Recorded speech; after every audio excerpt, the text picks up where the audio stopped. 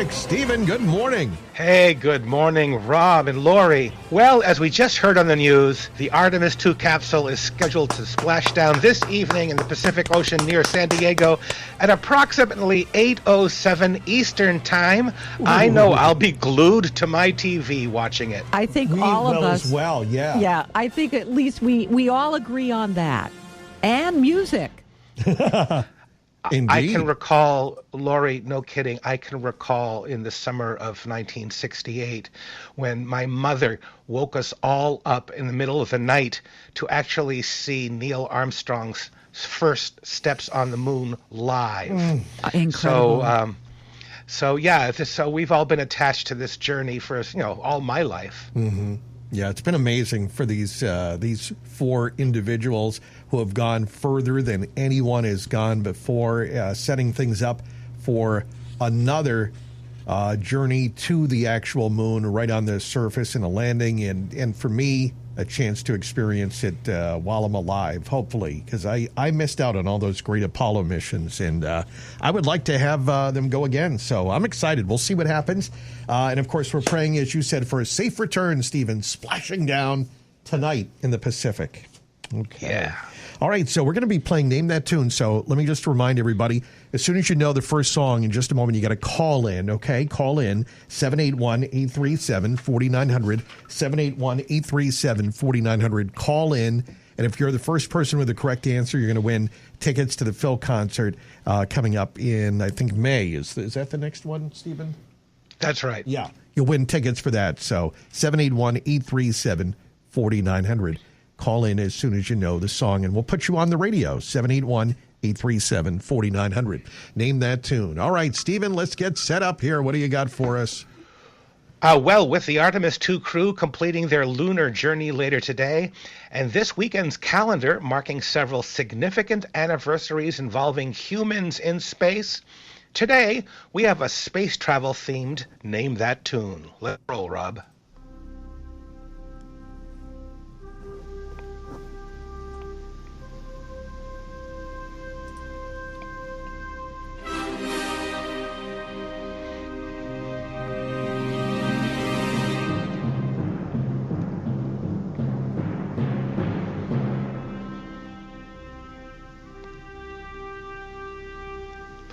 It was 65 years ago this weekend, April 12th, 1961, Russian cosmonaut Yuri Gagarin became the first human in space. He traveled aboard the Soviet spacecraft Vostok 1 to an altitude of 187 miles above the Earth and completed a single orbit in a flight lasting 108 minutes.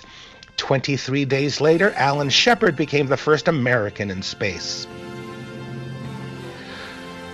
Also, 20 years later and 45 years ago this weekend, April 12, 1981, the first space shuttle flight occurred with the launching of Columbia. Columbia spent 54 hours in space, making 36 orbits, then landed at Edwards Air Force Base in California. Sadly, in 2003, Columbia disintegrated during re-entry after 28 missions, killing everyone on board. The composer of the music is best known for this music and his orchestral works Till Eulenspiegel's Merry Pranks and Don Quixote. The title of the complete music from which this brief excerpt originates comes from the book which inspired it, penned by the 19th century German philosopher Friedrich Nietzsche. What doesn't kill me makes me stronger. Just stay healthy, Lori, please. Maybe, I know Rob's on the phone. Maybe he can start up the music again. There we are. Here we go. I'm half paying attention always. This was also in a movie. Yes, this music is famously used in Stanley Kubrick's 1968 film 2001: A Space Odyssey. Open the pod bay doors, Hal. Okay, we're going to go to line one. We have someone on the line already. I see a bunch of other lines ringing here, but we've got the person through that got through first, and that is Susan from Plymouth. Susan, you're on WATD with the maestro, Steven Karidoyanes of the Plymouth Philharmonic. Good morning, Susan. Good morning. Good morning, Stephen. Good morning, Susan. Thanks so much for calling in. Name that tune. That is Thus Spake Zarathustra, and I'm sorry about my pronunciation. Oh, it's quite good. I know. And by chance, do you know the composer's name? Richard Strauss. That's right. Very good. Wow. And this is the prelude to Thus Spake Zarathustra, titled Sunrise, and it certainly evokes that.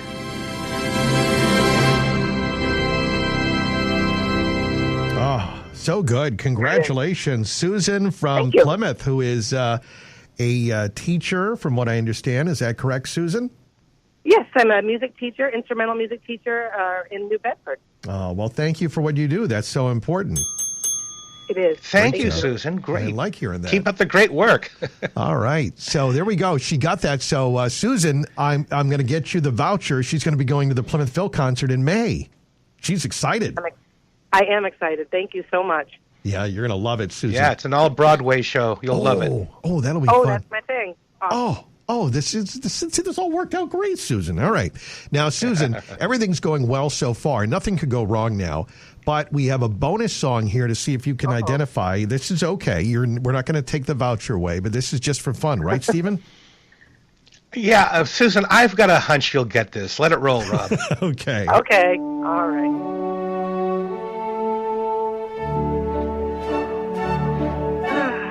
Yes.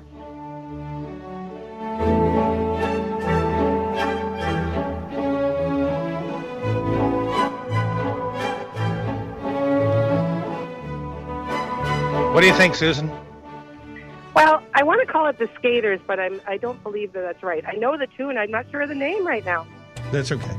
No, don't worry, you're already a winner. Yeah. So this is the Blue Danube Waltz by another Strauss, Johann Strauss Jr. Oh. The original full title, On the Beautiful Blue Danube. So not only is this music traditionally the next to last encore of the Vienna Philharmonic New Year's Days concerts, it was also used famously in Stanley Kubrick's 2001: A Space Odyssey. Mm-hmm. Yeah, I love this scene as well with the space station. I mean, the movie's still great after all these years. It really is. It's amazing. It's amazing. Yeah, it really is. And this is great. I think, Stephen, you told the story once before. They had a guy that wrote a whole bunch of original music for the film, only to have Kubrick say thank you but no thanks.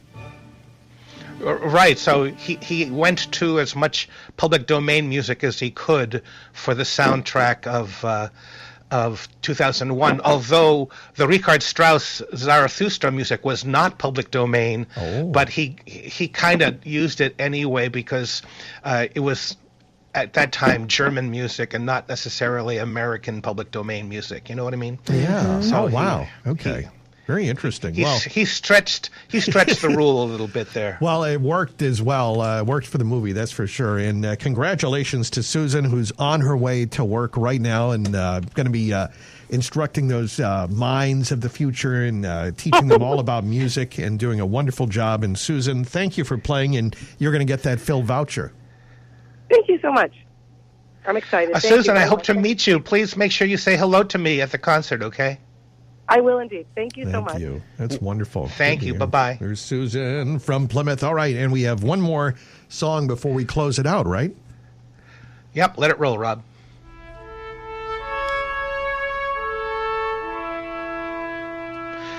This is the main title theme composed by James Horner from the 1995 movie Apollo 13. Keeping with our space travel theme this morning, it was 56 years ago tomorrow, April 11th, 1970, that Apollo 13 was launched from Cape Kennedy. 56 hours into the flight, an oxygen tank exploded in the service module. The 3 astronauts on board then transferred into the lunar module, using it as a lifeboat, and began a perilous return trip to Earth, splashing down safely roughly 6 days later.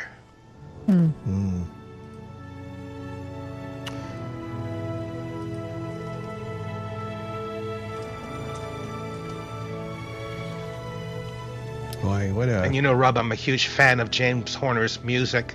Yeah. And he was tragically killed in a plane crash that he was piloting. Oh, wow. I didn't know that. 2015. How old Yeah, was he? he was 61 years old. 61? 61. Yikes.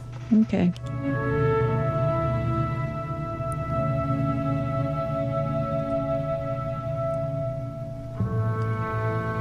Apollo 13. Think about that. I was just seeing, too, did you see that, in the movie, was it Tom Hanks played Jim Lovell, who passed away, but he had recorded a message for the astronauts. Did you hear they played that message from the late Jim Lovell to the astronauts on board Artemis? That's right. So he recorded it last year, and they kept it, they saved it, I guess, in escrow, until this crew could hear it. So that was really touching, actually. It really was. Yeah, very emotional.